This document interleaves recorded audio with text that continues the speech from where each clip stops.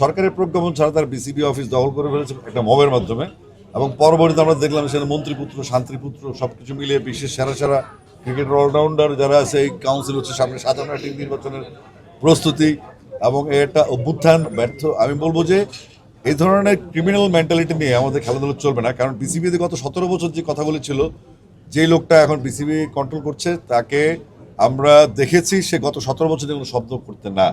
এবং বিসিবিতে যে এখন যে কাজগুলো হচ্ছে আমরা সেগুলো করে আসছি। আমরা যে 6 মাস কাজ করেছি, এই 6 মাস তারা অনেক চেষ্টা করেছে আমাদের ফল ধরতে, আমরা কি করেছি না করেছি, বাট আমরা তাদের মতো মুখরোচক কথাবার্তা বলি না। আমরা ক্রিকেটের বেস স্ট্রং করার জন্য কাজ করেছি, এবং ক্রিকেটের বেসটার জন্য আমরা যেভাবে একটা ইন্টারন্যাশনাল বোর্ড যেভাবে এগোতে চায় আমরা সেভাবে এগিয়েছি।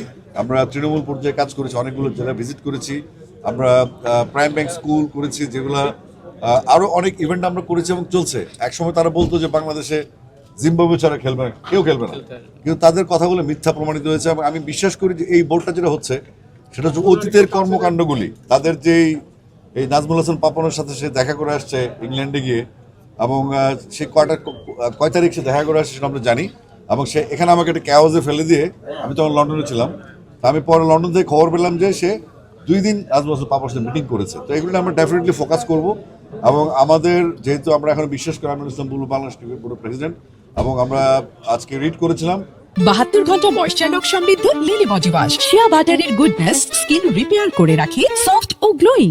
সেই রিটেও আমরা খুব একটা ফলাফল পাইনি, কারণ হচ্ছে কোর্ট আমাদের কথা বলার সুযোগ দেয়নি। এখন কোর্ট নিয়ে কথা বলার জন্য আমাদের লয়ার আছেন, তিনি কথা বলেছেন ওখানে প্রেসের সাথে।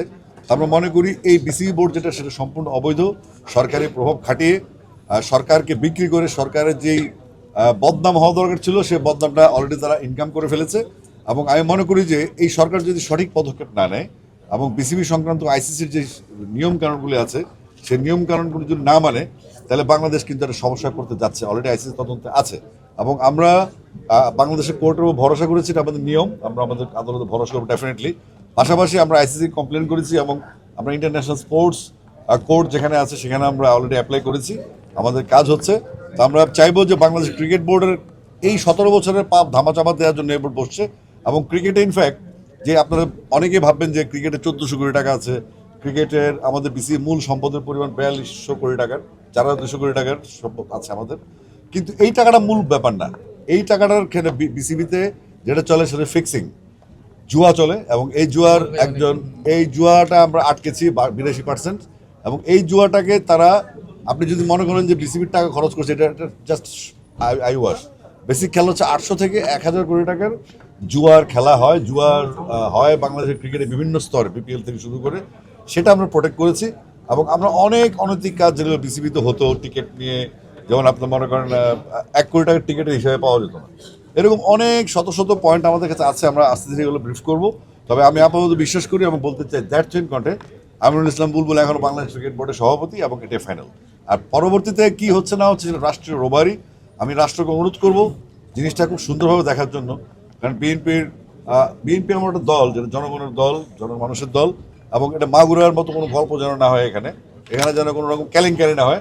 আমি মনে করব বিএনপির উচিত বাংলাদেশের প্রত্যেকটা ঘরে 1-2 হলে ক্রিকেট ফ্যান আছে, সেখানে স্বচ্ছতা নিশ্চিত করা, এবং সরকারের ভাবমূর্তির জন্য তারা যথাযথ পদক্ষেপ নেবেন। আর আমরা তো আমাদের পদক্ষেপ নিচ্ছি। আপনাদের সবাইকে থ্যাংক ইউ। 72 ঘন্টা ময়েশ্চার লক সমৃদ্ধ লিলি বডি ওয়াশ, শিয়া বাটারের গুডনেস স্কিন রিপেয়ার করে রাখে সফট ও গ্লোয়িং।